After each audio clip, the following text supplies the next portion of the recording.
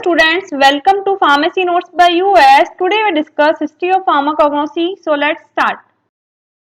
We discuss history of pharmacognosy यानी कि जो pharmacognosy है यानी कि जो मेडिसिनल प्लांट है उनका जो यूज है वो किस तरीके से शुरू हुआ, उसकी हिस्ट्री क्या क्या थी और किन किन साइंटिस्ट ने है जो कि उसके अंदर हेल्प की उन चीज़ों को निकालने के लिए।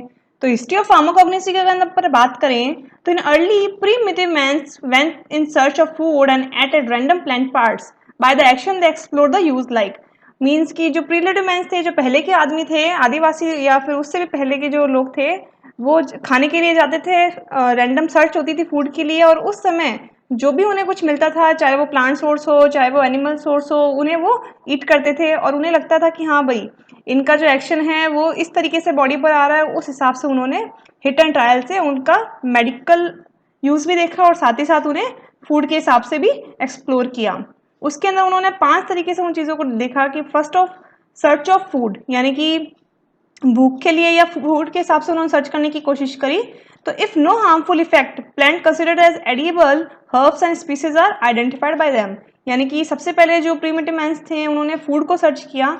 तो फूड को सर्च करने के टाइम पे जो भी उन्हें मिलता था, प्लांट्स, एनिमल्स या फिर कोई मिनरल सोर्स, उन्हें वो खाते थे और अगर खाने के बाद उनमें कोई भी हार्मफुल इफेक्ट उनको बॉडी में नहीं दिखता था तो उन्हें वो एज अ फूड कंसिडर करने लग गए।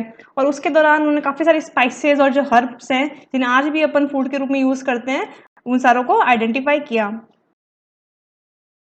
ट्रायल एंड एरर यानी कि काफ़ी सारी मेडिसिन थी या काफ़ी सारे जो प्लांट्स थे उन्होंने वो ईट किए और ईट करने के बाद उनके अंदर कोई ना कोई एक्शन प्रोड्यूस हुआ।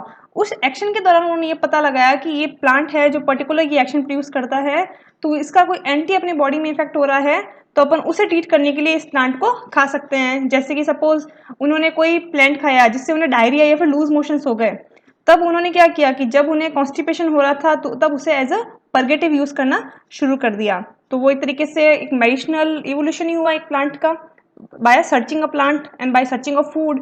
सेकंड है if plant part cause vomiting, कोई प्लांट है जो उन्होंने कंज्यूम किया एक फूड के रूप में और उससे उन्हें वॉमिटिंग हो गई, तो उन्होंने ये निष्कर्ष निकाला कि अगर कोई पॉइजन पी लेता है या उसे वॉमिटिंग इंड्यूस करवानी जरूरी हो जाए किसी पर्सन को, तो उस पर्टिकुलर प्लांट के पार्ट को अपन एज अ अमेटिक यूज कर सकते हैं, वॉमिटिंग इंड्यूस करवाने वाले एजेंट के रूप में यूज कर सकते हैं। थर्ड है if plant part cause death, अगर कोई पर्टिकुलर पार्ट खाने से एक डेथ हो रही है किसी पेशेंट पर्सन की वहां पे, तो उन्हें एज अ पॉइजन उन्होंने यूज करना शुरू कर दिया सिर्फ जानवरों को मारने के लिए या फिर शिकार करने के लिए।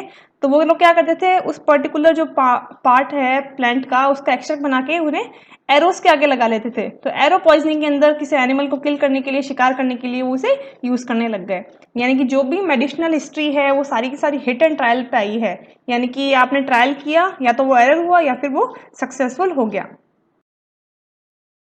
सिग्नेचर ऑफ नेचर यानी कि काफी सारे प्लांट्स हैं जो देखने में उनकी जो स्ट्रक्चर है वो बताती है कि ये किस पर्पस के लिए यूज आना चाहिए। जैसे कि अपन बात करें structure similar between plants part and human body, यानी कि जो ह्यूमन बॉडी है उससे अगर सिमिलरिटी इस पर्टिकुलर पार्ट की रखता है प्लांट, तो हो सकता है कि वो उसके काम भी आ रहा हो। जैसे एग्जाम्पल की अगर बात करें अपन जिनसेक रूट की, तो अगर जिनसेक रूट को देखते हैं तो वो ह्यूमन बॉडी के जैसा दिखता है और जिनसेक रूट का यूज भी बताते हैं, तो it is a tonic, body tonic के रूप में काम लिया जाता है। तो कहीं ना कहीं जो नेचर है वो अपने को ये भी साइन देती है कि जो पर्टिकुलर पार्ट है वो जिस तरीके से दिखता है ह्यूमन बॉडी के, वो उस पर कोई ना कोई फार्माकोलॉजिकल एक्शन भी प्रोड्यूस करता होगा। डी है जू फार्माकोग्नोसी। पहले के समय क्या होता था कि जो एंशिएंट पर्सन्स हैं वो जानवर अपने साथ साथ रखते थे, तो उन्होंने ये चीज़ नोट की कि जो जानवर हैं जब वो इल होते थे तो वो कोई ऐसी हर्ब्स खाते थे जो वो रैंडम डेज में नहीं खाते। और उनके ट्रायल से उन्हें ये पता चला कि वो जो भी मेडिसिन सर्च कर रहे हैं जो एनिमल्स, उनमें उन्हें क्योर करने की क्षमता है। तो एक तरीके से एनिमल्स हैं उन्होंने सेल्फ मेडिकेशन भी किया और साथ साथ पर्सन को ये भी बताया कि ये पर्टिकुलर प्लांट है जो इस पर्टिकुलर डिजीज में काम आ सकता है। यानी कि एक तरीके से animals help to search the medicine plant by self medication. E है एक्सीडेंटल डिस्कवरी, यानी कि काफ़ी सारी जो प्लांट्स हैं जिनका मेडिसिनल यूज़ है वाया एक्सीडेंट भी अपने को पता चला है, रैंडम सर्च से भी पता चला है। इसका सबसे बड़ा एग्जांपल है quinine from cinchona bark. Quinine anti malarial drug है और इसकी जो डिस्कवरी हुई है वो एक्सीडेंटल हुई है। इसके अंदर क्या था, एक पर्सन था वो एक बार एक जंगल में खो गया और उसे बहुत ज़्यादा तेज फीवर था। उसे प्यास लगी और उन्होंने एक जगह का पानी पिया। वो पानी उन्हें पीने में थोड़ा सा बीटर लगा, तो उनको लगा कि कहीं वो टॉक्सिक या पॉइजनस तो नहीं है, बट आफ्टर टाइम देखा तो उनका जो फीवर है वो रिड्यूस हो गया। तब उन्हें ये पता चला कि ये जो वाटर है जिस एरिया में है वहाँ पे सिनकोना बाग है, जो सिनाफिल ऑफिसिनालिस है उसके काफ़ी सारे प्लांट लग रखे हैं। तो वहाँ से इसका एक एक्सीडेंटल डिस्कवरी हुआ कि ये जो प्लांट है वो मे बी फीवर रिड्यूसिंग या फिर एंटी मलेरियल ड्रग के रूप में काम आ सकता है। अब अपन बात करेंगे हिस्टोरिकल पीरियड, यानी कि इससे पहले तो अपन ने बात करी है कि भाई कौन कौन सी तरीके से उन्होंने फार्माकोग्नोसी के बारे में है, जो कि धीरे धीरे डिटेलिंगली प्लांट के बारे में या फिर एनिमल्स में कौन कौन से जो ड्रग्स हैं, एलिमेंट्स है, उसका यूज। अब बात कर रहे हैं अपन जो हिस्ट्री है उसके हिसाब से, यानी कि सबसे पहले जो फार्माकोग्नोसी है या जो रिसर्च ऑफ ड्रग्स है वो कहाँ से शुरू हुई। तो ये जो शुरुआत है वो बिफोर क्रिस्ट से भी पहले से शुरू है, यानी कि जो फार्माकोग्नोसी का डेवलपमेंट है ड्रग, एनिमल्स और दूसरे जो प्लांट्स हैं उनकी जो एक्टिविटीज हैं बिफोर क्रिस्ट से जानी जा रही हैं। बिफोर क्रिस्ट यानी कि before the birth of Christ, यानी कि before the common era like 15,000 1500 and AD, यानी कि after the birth of Christ यानी कि एनो डोमिनी कॉमन एरा। तो अपन बात कर रहे हैं सबसे पहले यहाँ पे एंशिएंट हिस्ट्री की, यानी कि सबसे पहले जो फार्माकोग्नोसी के बारे में या जो ड्रग्स के बारे में इन्वेंशन हुआ वो कहाँ से हुआ। तो सबसे पहले था 3000 बीसी के अंदर, यानी कि बिफोर क्रिस्ट में पेंटसोआ करके किताब थी which is known as oldest pharmacopoeia on earth, यानी कि जो सबसे पुरानी जो ओल्डेस्ट फार्माकोपिया थी अर्थ पे वो पेंटोसोआ। मोस्टली जो एंशिएंट हिस्ट्री है वो आपको इंडियन, चाइनीज, ग्रीक और इन लोगों की मिलेगी। उसके अंदर सबसे पहले था पेंटोसोआ, चाइनीज थी, जो कि ओल्डेस्ट फार्माकोपिया ऑन अर्थ है, जो कि लिखी थी शेन नंग ने। उन्होंने इसे कहा था कि उन्होंने उसमें 365 ड्रग को मेंशन किया था और ये कहा था कि जैसे कि साल में दिन 365 होते हैं, उसी हिसाब इसके अंदर जो लिखी हुई ड्रग्स हैं 365 वो पर डे के हिसाब से हैं, जो कि एक ह्यूमन या एक कॉमन फिजिशियन को रिक्वायर्ड होती है। सेकंड था इजिप्ट में papyrus Ebers of Egypt 1500 BC, यानी कि before Christ. It is the oldest written document of Egypt. ये जो भी मेंशन था इसके अंदर जो एक निबंध था जिसके अंदर सारी की सारी ड्रग्स के बारे में, फॉर्मूलाज के बारे में मेंशन किया गया था, ये सबसे ओल्डेस्ट डॉक्यूमेंट था इजिप्ट का। इसके अंदर 876 तो फॉर्मूलाज थे एंड 700 क्रूज ड्रग्स के बारे में डिस्कस कर रखा था। मोस्टली जो पेपराज है एक प्लांट है उसके जो पेपर है उसके ऊपर ये कंटेंट को लिखा गया था, इसलिए इसका नाम था पेपर्स एबर्स ऑफ इजिप्ट। इसके अंदर अपने को कैस्टर ऑयल्स एंड अकेशा का भी डिस्क्रिप्शन मिलता है। थर्ड है आयुर्वेदा ऑफ इंडिया 1500 BC, यानी कि जो इजिप्ट है जो इंडिया है उनके अंदर जो नॉलेज है फार्माकोग्नोसी की या फिर क्रूड ड्रग की इन्वेंशन की वो साथ साथ आई थी। आयुर्वेदिका को अपन एंशिएंट साइंस ऑफ लाइफ भी कहते हैं। मोस्टली जो आयुर्वेदा है वो ऋग्वेदा और अर्थवेदा से मिलके बनी है। इसके अंदर जो ट्रेटरीज है यानी कि दो निबंध अपने को देखने को मिलते हैं, दो किताबें पढ़ने को मिलती हैं, एक तो चरक संहिता और एक सुश्रुत संहिता। चरक संहिता में तो जो मेडिकल प्रॉपर्टीज ऑफ प्लांट हैं उसके बारे में बता रखा था और साथ ही साथ जो चरक हैं उन्होंने 341 प्लांट्स के बारे में डिस्कस किया था और प्लांट प्रोडक्ट्स के बारे में एक्सप्लेन किया था। वाइल जो सुश्रुत हैं उन्होंने 395 मेडिकल प्लांट्स के बारे में बताया था, 57 ड्रग्स के बारे में बताया था और साथ ही साथ ऐसी कोई ड्रग्स भी बताई थी जो कि एनिमल ओरिजिनेटेड है। चरक में 50 ग्रुप ऑफ 10 हर्ब्स, चरक ने 50 ग्रुप्स क्रिएट किए थे 10 डिफरेंट हर्ब्स के according to their pharmacological action, while Sushruta arrange 760 herbs in 7 distinct sets based on their common properties. जबकि जो सुश्रुत थे उन्होंने 760 हर्ब को 7 अलग अलग भागों में विभाजित कर दिया था अकॉर्डिंग टू देयर प्रॉपर्टी, यानी कि ये सारी जो हर्ब्स हैं वो सेम कॉमन प्रॉपर्टी की हैं, ये डिफरेंट हैं, ये डिफरेंट कॉमन प्रॉपर्टी की हैं। ऐसे करते हुए उन्होंने 7 तरीके के यूज निकाले थे जिसमें इतनी सारी जो हर्ब्स हैं वो इंक्लूड हो रही थी। फिर है हिपोक्रेटस, जिनका जो एरा था वो था 460 से 360 BC के बीच में। इन्हें फादर ऑफ मेडिसिन भी कहते हैं और इन्होंने जो टर्म है HAP यानी कि ह्यूमन एनाटॉमी एंड फिजियोलॉजी वो डिस्क्राइब की थी।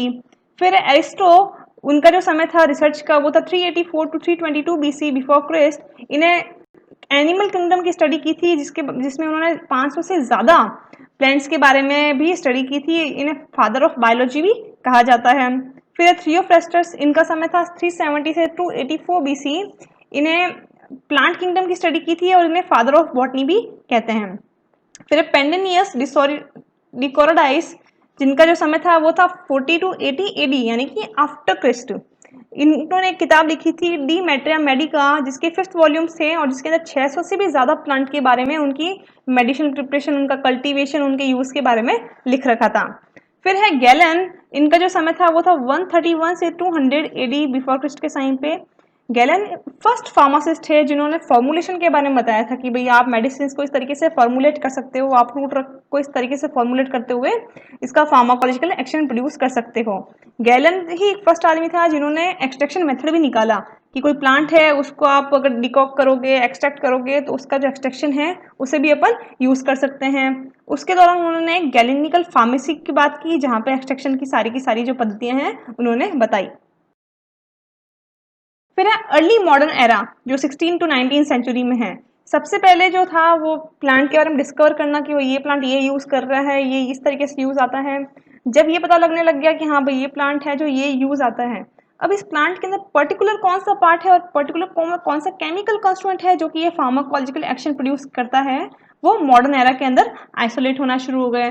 जैसे कि मोस्टली जो मॉडर्न एरा है उसके अंदर आइसोलेशन ऑफ केमिकल कंस्टिट्यूएंट हुआ कि कौन सा पर्टिकुलर केमिकल कंस्टिट्यूएंट है एक पर्टिकुलर प्लांट के अंदर जो कि ये फार्माकोलॉजिकल एक्शन प्रोड्यूस कर रहा है। जैसे कि नार्कोटिन है, बायोपियम, इसको आपने आइसोलेट किया इन 1803 1803 में, जो कि डोरसन ने किया था। फिर है मॉर्फिन फ्रॉम ओपियम 1806 के अंदर बाय संटूनर, एमेटिन 1817 में किया गया, ब्रूसिन 1819, पिपरीन 1819, क्विनिन को 1820 में आइसोलेट किया गया, कॉल्चिसिन को 1820 में आइसोलेट किया गया। लेकिन जो कि 1817 में बाय पेल्टियर आइसोलेट किया गया, इसको मोस्टली उन्होंने आइसोलेट किया नक्स मोमिका सीड से और इजेनियस बीन से। निकोटिन को टोबैको लीफ से भी आइसोलेट किया गया 1828 में बाय पॉसेटन रेमान, कोकेन 1860 में बाय न्यूमन, कुआबेन बाय 1877 बाय हार्डेन गोलोस, pilocarpine in 1875 by Gerrard and Hardy, ephedrine को आइसोलेट किया गया 1887 के अंदर बाय नगाई एंड पोडोफाइलोटॉक्सिन को आइसोलेट किया गया 1891 में बाय कुर्निस्टेन। यानी कि जो मॉडर्न एरा था उसमें मोस्टली ड्रग को आइसोलेट करना यानी कि अगर आपको ये पता चल गया कि ये पर्टिकुलर केमिकल कॉन्स्टिट्यूएंट इस पर्टिकुलर फार्माकोलॉजिकल एक्शन के लिए प्रोड्यूस किया जा रहा है, तो उसे अपन लैब में भी सिंथेसाइज कर सकते हैं, या फिर प्लांट के अंदर अपन कोई ऐसे चीजेस मॉडिफिकेशन डाल सकते हैं, हाइब्रिड बना सकते हैं जो ये particular type of chemical constituent ज्यादा से ज्यादा प्रोड्यूस कर पाए। उसके बाद जो मॉडर्न टाइम्स हैं यानी कि 1930 टू लेट 1990s, उसके अंदर जो डेवलपमेंट हुए, इस समय पे अपने को ये पता चल गया था कि जो केमिकल कॉन्स्टिट्यूएंट है मेन वो कौन है जो कि फार्माकोलॉजिकल एक्शन प्रोड्यूस करने के लिए रिस्पॉन्सिबल है। साथ ही साथ अपने को उसकी केमिस्ट्री भी पता लगने लग गई थी कि ये पर्टिकुलर स्ट्रक्चर है और ऐसे स्ट्रक्चर में दिखने वाले जो हैं वो ये तरीके का फार्माकोलॉजिकल एक्शन प्रोड्यूस करते हैं। और इसके अंदर इंटेंसिटी ऑफ ड्रग एक्शन देखना अपने को मिल गया था, यानी कि अपन डोजेस कैलकुलेट करना शुरू कर दिया था कि इतनी डोज देंगे तो ये फार्माकोलॉजिकल एक्शन प्रोड्यूस होगा, इतनी इंटेंसिटी पे होगा। स्टडी ऑफ एक्टिव इंग्रेडिएंट होना शुरू हो गया था और क्वालिटी इवोल्यूशन, यानी कि एक तरीके से जो प्लांट से जो प्रोडक्ट निकल रहा है उसकी क्वालिटी क्या है और दूसरे एरिया में जो प्लांट है सेम वही, उसके अंदर कितना एक्टिव इंग्रेडिएंट है। मॉडर्न एरा के अंदर काफी सारे आइसोलेशंस भी हुए जो कि प्लांट के भी थे, साथ साथ एनिमल्स से भी कोई ना कोई तरीके की एंटीबायोटिक का आइसोलेशन होना शुरू हो गया था, जिसमें सबसे पहले है आइसोलेशन ऑफ पेनिसिलिन, ये बाय विलिंग फेलिंग ने किया था 1928 के अंदर। फिर था isolation of reserpine from Rauwolfia, it is a hypotensive drug, hypertension में यूज आती है। फिर सबसे जो मोस्ट इंपॉर्टेंट जो आइसोलेशन किया गया 90s के अंदर वो था आइसोलेशन ऑफ विंस्का एल्कलॉइड। उस समय जो कैंसर था वो बहुत ही ज़्यादा पीक पे था, इस तरीके के डिजीज़ को क्योर करना, तो उस टाइम पे एक फार्माकोग्नोसी या फिर कोई नेचुरल हर्ब से कोई ऐसा एजेंट निकालना जो कि एंटी कैंसर से है, बहुत ही ज़्यादा प्राउड मोमेंट था। उस समय उन्होंने विंस्का एल्कलॉइड से आइसोलेट किया था विन क्रिस्टीन और विन ब्लास्टीन, जिनका जो एक्शन था वो ल्यूकीमिया में यूज़ कर रहे थे, एंटी कैंसर ड्रग्स के रूप में यूज़ किया जा रहा था। बट ऑब्वियस है जो प्लांट है उसे बहुत ही कम क्वांटिटी में चीज़ मिलती है, इसलिए इन्हें सिंथेसाइज करना भी शुरू किया गया। फिर स्टीरॉयडल हार्मोन लाइक प्रोजेस्टेरॉन जो कॉन्ट्रासेप्टिव्स में यूज आते हैं, या फिर स्टीरॉइड्स जो बॉडी बिल्डअप और में यूज आते हैं, इनका भी जो है कि आइसोलेशन या फिर सिंथेसिस किया जाने लगा, like progesterone from diosgenin and other steroidal सेपोनेंट्स। मॉडर्न टाइम्स यानी कि जो 20 सेंचुरी या 21 सेंचुरी है, आज का एरा है, अभी जो लेटेस्ट है जो फार्माकोग्नोसी के अंदर वो क्या हो रहा है। इसके अंदर जो बेसिक है जो प्रीवियस फार्माकोग्नोसी, यानी कि अगर अपने को स्ट्रक्चर पता चल जाए किसी एजेंट की, जो ये कोई भी प्लांट है उसका जो केमिकल कंस्टिट्यूएंट है उसकी, तो अपन ये बता सकते हैं किसी भी दूसरे केमिकल कंस्टिट्यूएंट को जो अपन ने लैब में सिंथेसाइज किया है कि उसका भी एक्शन सेम वैसा होगा। यानी कि यहाँ पे जब 21 सेंचुरी में सेपरेशन ऑफ केमिकल कंपोजिशन होना शुरू हो गया, यानी कि आपने कोई स्ट्रक्चर पता लगा ली, जैसे कि राउल वॉल्फिया है, रेसरपिन है, इसके स्ट्रक्चर में ये चीज़ है, ये हाइपरटेंशन के पेशेंट्स को देने में काम आती है, तो अगर आप लैब में सेम टू सेम वैसे स्ट्रक्चर को सिंथेसाइज कर लो तो वो भी ऑब्वियस है हाइपरटेंशन को रिड्यूस करने में काम आएगी। उसमें कुछ मॉडिफिकेशन करते हुए उनकी साइड इफेक्ट को रिड्यूस करना या फिर उनकी पोटेंसी बढ़ाना, ये मॉडर्न एरा में शुरू कर दिया गया। स्ट्रक्चर डिटर्मिनेशन भी की जाने लगी कि भाई जो आपने कंपाउंड आइसोलेट किया है, केमिकल कंस्टिट्यूएंट पता लगाया, उसकी स्ट्रक्चर कैसी है, using quantitative technology like 1H NMR, NMR यानी कि न्यूक्लियर मैग्नेटिक रेजोनेंस। इनके थ्रू आप कौन सी स्ट्रक्चर है, कितना मॉलिक्यूलर वेट है, ये सब कुछ भी डिटरमाइन कर सकते हैं। Like 13 carbon NMR, 13 carbon nuclear magnetic resonance, DNA fingerprints identifications. फिर आया स्ट्रक्चर एक्टिविटी रिलेशनशिप, लाइक कोई भी प्लांट है, उसका आपने कोई भी केमिकल कंस्टिट्यूएंट निकाला, जैसे कि सपोज आपने ग्लाइकोसाइड का निकाला, तो ग्लाइकोसाइड में जब आपने स्ट्रक्चर देखी तो उसमें आपने देखा कि जितने भी कार्डियक ग्लाइकोसाइड है उस सबके अंदर एक इलेक्ट्रॉन रिंग प्रेजेंट है स्ट्रक्चर के अंदर। तो उसके थ्रू आपने ये पता लगाया कि कार्डियक ग्लाइकोसाइड या फिर जो हाइपरटेंशन के अंदर एक्शन प्रोड्यूस करना है तो वहां पे electron type of ring present होना जरूरी है, तभी वो हाइपरटेंशन को रिड्यूस कर पाएगा। I hope you understand and enjoy the video. Please like, share and subscribe. Thank you.